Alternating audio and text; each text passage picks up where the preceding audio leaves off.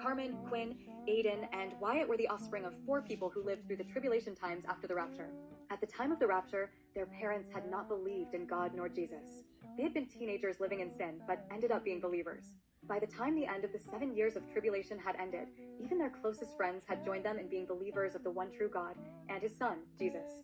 Their parents had been murdered at the end of the 7 years and had made it to heaven, so they had been told. As far back as all the kids of the earth could remember, they had been taught by all elders that their parents were in heaven, awaiting the 1,000 years of peace to be over, so that they would be reunited on the new earth and the new heaven.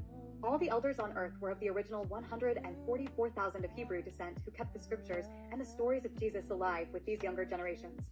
They swore an oath that sin and toxicity would not take place in humankind's heart ever again, and they did their best to keep that oath. Schools were built to train up the children in the ways of Christ. Unlike the times that existed before, these boarding schools were not so regimental and rule-based. Every child was taught to live in love their brothers and sisters as they love themselves, and most importantly, to stay connected to God and Jesus, and were reminded that the Holy Spirit dwelled inside of them, and to honor that. The children did have mandatory Bible study so that they would not forget where they came from and why they were here. Whenever a student started to behave badly, biblical therapy was administered instead of punishment, as well as a gathering of group prayer with their peers, which always worked. As of today, the elders' methods had a 100% success rate. The elders of the world had agreed there would be no jails, prisons, and limited modern technology. The hardest thing they had to deal with was the fact that all the eldest of the younger generations were growing up and becoming teenagers.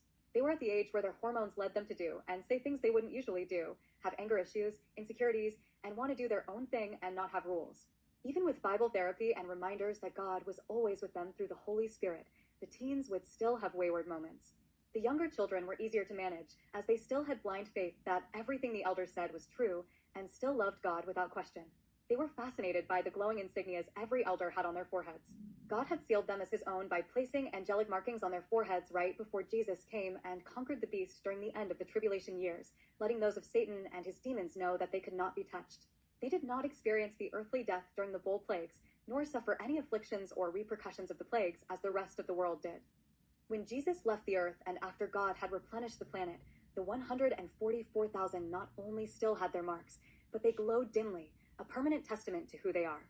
When the elders sat the little ones down for storytelling time, they would make their markings glow harder, making the little ones smile. There was nothing like good old-fashioned visual proof to remind children that what they said had happened was actually true. But the fascination of the glowing foreheads no longer worked on the elder children, the teens. They were tired of hearing about how good God is.